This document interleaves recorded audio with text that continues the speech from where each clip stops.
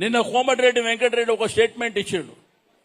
పవన్ కళ్యాణ్ ఏదో జరిగినప్పుడు ఆయన నిన్న మాట్లాడిన దానికి ఆంధ్రలో ఒక్క కాంట్రాక్ట్ కూడా ఇయ్యము, దానికి కావాలన్నట్టు చట్టం తెస్తా.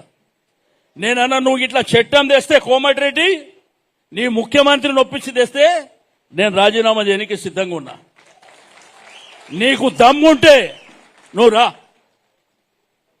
ఏది మాట నిలుపుకునే పరిస్థితిలో ఈ ప్రభుత్వం లేదు. అడ్డగోలు మాటలు. కేటీఆర్ గారు మాట్లాడతారు. కేటీఆర్ గారు మాట్లాడితే కొంతమందికి ఏమో సంతోషం.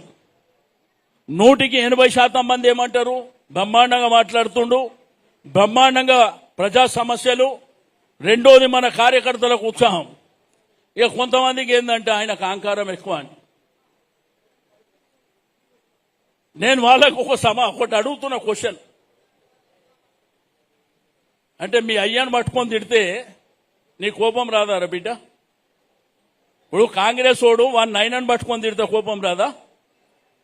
కేటీఆర్ గారు వర్కింగ్ ప్రెసిడెంటా, టీఆర్ఎస్ పార్టీ లీడరా, గతంలో మంత్రి పక్కన పెట్టు, కేసీఆర్ కొడుకు కదా.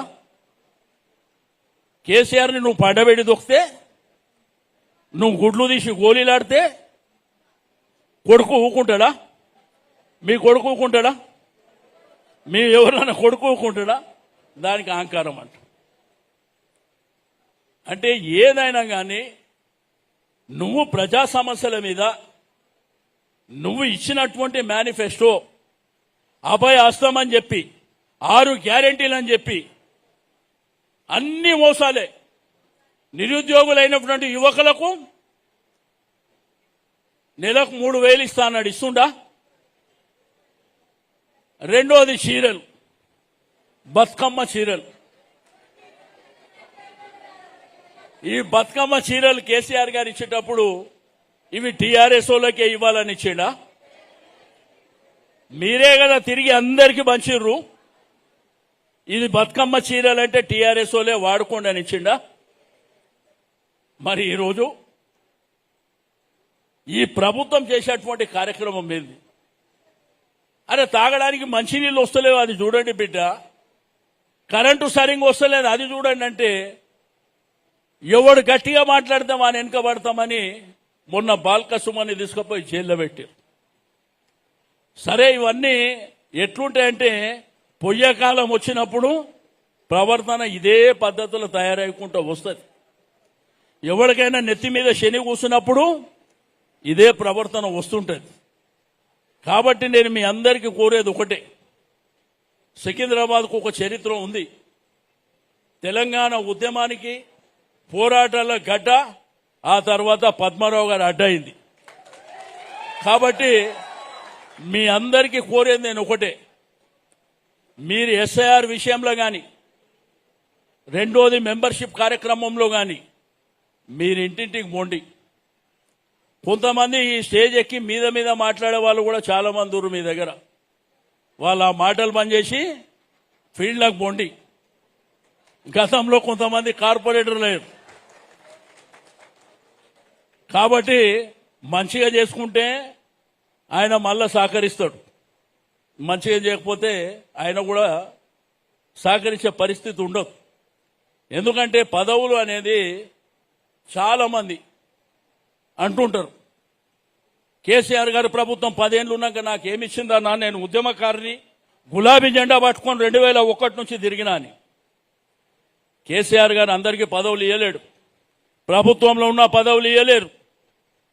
కేసీఆర్ గారు మనకిచ్చింది ఏంది? గులాబీ జెండా. ఆ గులాబీ జెండా కంటే పదవి పెద్దది కాదు అనేటువంటి విషయాన్ని నేను ఈ సందర్భంగా తెలియజేస్తా ఉన్నా. నీ బస్తీల్లో, నీ ఏరియాల్లో, నీ ఇంటికాడనో మంచినీళ్లు రాలేదు, కరెంటు సరిగ్గా రాలేదు, వాటర్ ట్యాంకర్ రాలేదు, మాకు వచ్చేటువంటి గవర్నమెంట్ ద్వారా వచ్చే పెన్షన్లు రాలేదంటే ఆ జనం వచ్చి నీ ఇంటి దగ్గరికి అడుగుతున్నారు.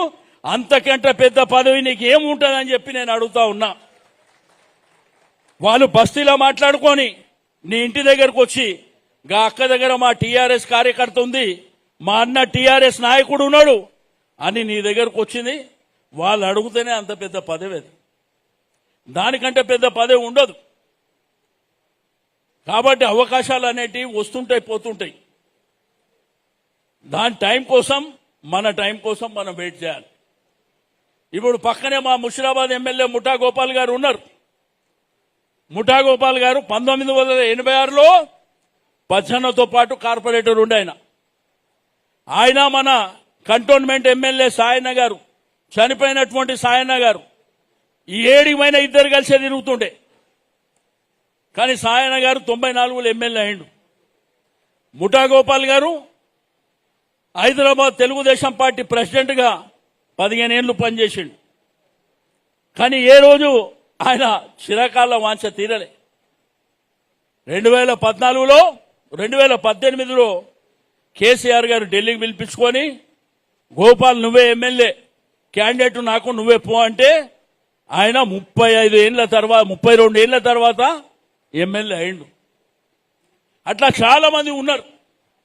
కొంతమందికి ఏంటంటే వెంటనే నాకేదో పదవి కావాలి, వెంటనే నేను పైకి వెళ్ళిపోవాలి, వెంటనే ఆకాశానికి అంటాలనేటువంటి ఆలోచనతో ఉంటారు. కాబట్టి ఈరోజు ఈ రాష్ట్రంలో గులాబీ జెండానే మనకు శ్రీరామ రక్ష. ఈరోజు మన పార్టీ ద్వారా మన గౌరవం ఉన్నది, గుర్తింపు ఉన్నది. ప్రజలకు అనేకమైనటువంటి కార్యక్రమాలు చేసినాం. మాంకాళి జాతర బోనాలు వస్తే మరి బోనాల జాతరలో ఒకప్పుడు చందాలు వేసుకొని పండుగ చేసుకునేటువంటి పరిస్థితి నుంచి గవర్నమెంటే ప్రతి గుడికి పైసలు ఇచ్చేటువంటి కార్యక్రమాన్ని కేసీఆర్ గారు చేశారు. అదేవిధంగా రంజాన్ వస్తే తోఫా ఇచ్చారు, క్రిస్మస్ వస్తే గిఫ్ట్ ఇచ్చేటువంటి కార్యక్రమం జరిగింది.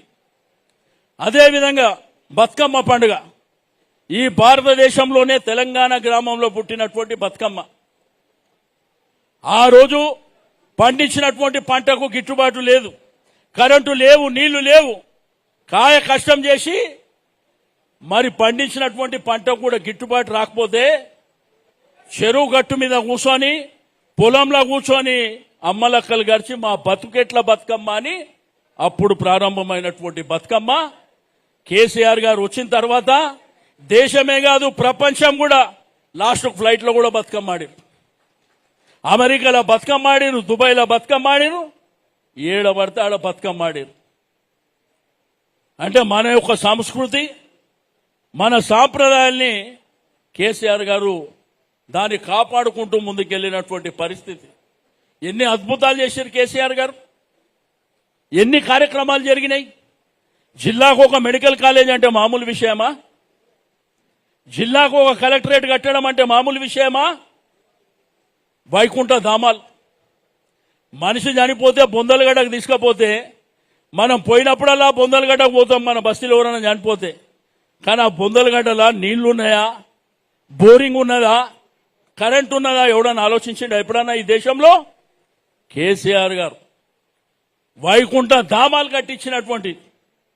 అదేవిధంగా హైదరాబాద్ జంట నగరాల్లో ఏ ఫంక్షన్ హాల్ పోయినా 4 లక్షలు 5 లక్షలు పెళ్లి చేయాలంటే పాపం అయిపోయింది. ఆ రోజు మల్టీపర్పస్ ఫంక్షన్ హాల్. ఈ రోజు పద్మారావు గారి నాయకత్వంలో ఇంత అద్భుతమైనటువంటి ఫంక్షన్ హాల్ 20,000 అన్న. ఇప్పుడు ఎంత ఇస్తున్నా? 20,000ఏనా? 20,000 11,000 దొరుకుతుందా మనకి ఎక్కడన్నా పోతే? ఆ రోజు కేసీఆర్ గారి ఆలోచన. ఆ రోజు గురుకుల పాఠశాలలు కానీ మన బిడ్డల్ని చదివించడానికి ప్రతి స్టూడెంట్ వెనక ₹1,00,000 ఖర్చు పెట్టి 1000 గురుకుల పాఠశాలలు కట్టించాడు. అదేవిధంగా మైనారిటీ రెసిడెన్షియల్ కాలేజీలు కట్టించిండు. ఎన్ని చేశారు, ఎన్ని అద్భుతాలు జరిగినాయి. మన పిల్లలు బయట దేశంలో చదువుకోవాలంటే మరి ఓవర్సీస్ స్కాలర్షిప్ ఇచ్చినటువంటి చరిత్ర కేసీఆర్ గారి నాయకత్వం.